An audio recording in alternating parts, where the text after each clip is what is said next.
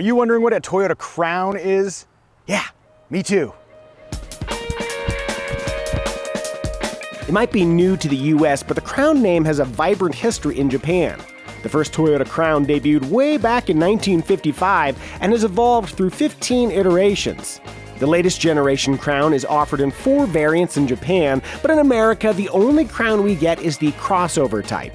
Even though our Crown has the stance of a quasi-crossover, Toyota refers to it as a, quote, premium full-size sedan. So, where the canceled Avalon sedan leaves off, the Crown picks up. Rather than getting bogged down trying to label the Crown, let me just describe it. The Crown seats 5, it has a trunk, not a hatchback. On the base XLE and mid-level Limited trims, a 2.5-liter hybrid powertrain with an electronically continuously variable transmission comes standard, as does all-wheel drive, facilitated by an electric motor that powers the rear wheels when traction demands. While all-wheel drive and black body cladding come standard, ground clearance is only 5.8 inches, so don't venture too far from the pavement in your Crown. If you choose the fanciest Platinum trim, you'll get what Toyota calls its Hybrid Max powertrain, which blends a 2.4-liter turbocharged engine with a 6-speed automatic transmission. Like the standard hybrid, the Hybrid Max uses an electric motor to power the rear wheels, but in this case, at least 30% of available power is sent to the rear wheels at all times, with up to 80% possible in certain conditions. The Hybrid Maxified Platinum trim also comes with adaptive dampers for the suspension, plus a few extra drive modes and an available contrasting black paint scheme that I personally wouldn't choose, but maybe you would. That's the outside, but what about the inside? The Crown's taller stance makes it easier to get into and out of, let's say, than a sedan where you have to sink down into it, or an SUV where you have to climb up. Once you're inside, I think it's decently pleasing. I have a very comfortable driving position here, though I've noted that I'm average height, 5'10", and I've got an okay amount of head clearance, but one of my drive partners earlier, he's maybe a little bit taller than me, and based on his seating position, his hair was getting pretty close to the headliner. As mentioned, there's a trunk in back. By size, its 15.2 cubic foot capacity isn't massive, but it's probably big enough for an empty nester weekend away. Plus, there's a wide 60/40 pass-through for lugging larger items. Now that we know what we're dealing with, how does the Toyota Crown drive? I'd love to see how the Crown performs on familiar roads that I know, but out here in Tennessee, I'll say that the ride quality feels very nice. It absorbs bumps well without needless body movements afterward. One thing I am noticing though, there's a fair bit of wind noise from right here on the left side, and maybe total noise isn't so bad, but because it's asymmetrical and I hear it, it's really noticeable. In terms of visibility, I do feel like I've got a good view in all directions. Over the right shoulder there's a little quarter window, and that gives me some visibility on that side. The view out is good, and the view up is good too. Some of the trims have this panoramic glass roof. I do wish it extended a little further forward so the front passengers had more of that open air feel, but if you're in back, it feels expansive. As I meander along this picturesque byway, or whatever this is, I like the immediacy of the steering. It feels predictable and prompt. And this feels like the right context to enjoy the Crown. It's not like 10/10 tire squealing, but gently meandering along this kind of tree-lined parkway. The Crown is not sporty to drive, but it is satisfying. I'm all by myself and I've got an open section here. Let's bring it to a stop and see what it feels like from a standstill. 3, 2, 1, floored. The immediate electric torque and then the gasoline engine kicks in promptly, and that feels plenty strong. I like that.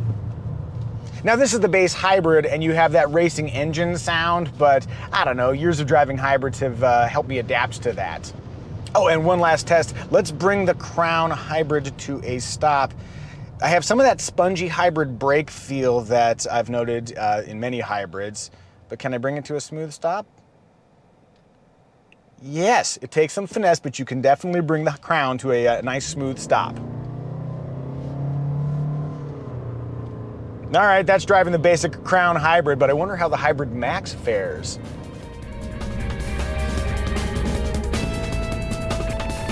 All right, I've snagged the keys for a Platinum trim Hybrid Max. This is the more powerful version, and I'm waiting for the light to change so I can see if it feels more powerful, which of course it will. And floored from a stop. Ooh, little chirp. Good pull.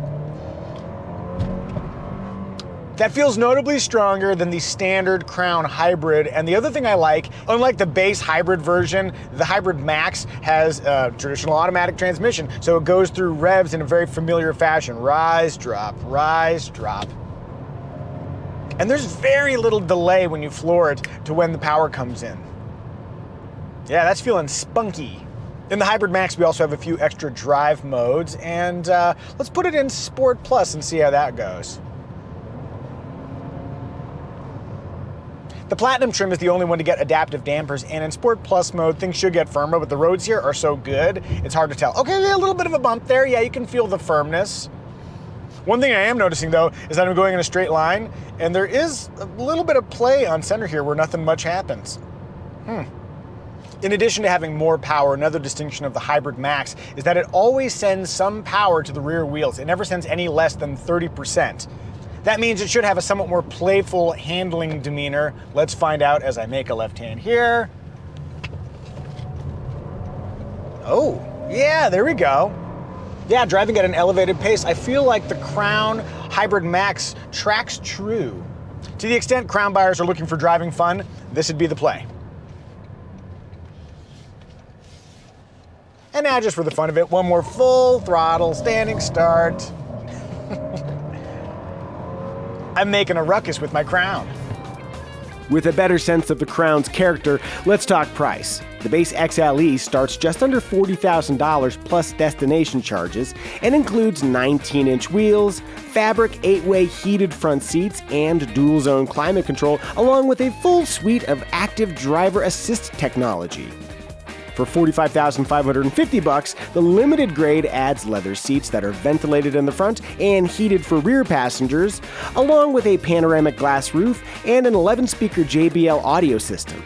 And atop Crown Mountain sits the $52,350 Platinum trim with its Hybrid Max powertrain, 21-inch wheels, and other delights. I'll quickly note that this 12.3-inch screen comes standard with Apple CarPlay and Android Auto, and both of those smartphone connectivity techs are wireless, which is super cool. And I've really grown used to Toyota's approach here, which does away with the home page and just has these sub-menus that you're always in one of the sub-menus, and it works just fine. You've got a physical volume knob here. Overall, this interface works pretty great. As for Toyota Crown competitors, the premium sedan landscape is mostly dead, though as of when I wrote this, the Nissan Maxima and Kia Stinger are technically still kicking. More likely though, Crown buyers will include former Avalon fans, increasingly rare sedan devotees, or folks who want something a little more efficient and a little livelier than a typical SUV. So if you're part of the rapidly shrinking cadre of folks who absolutely adore sedans, good news! Toyota has a new one for you. Just don't be surprised if that new sedan is an awful lot like a crossover.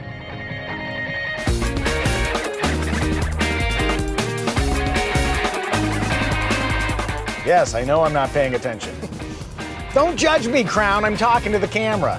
I am looking forward, stop screaming at me. I am looking forward. Ah!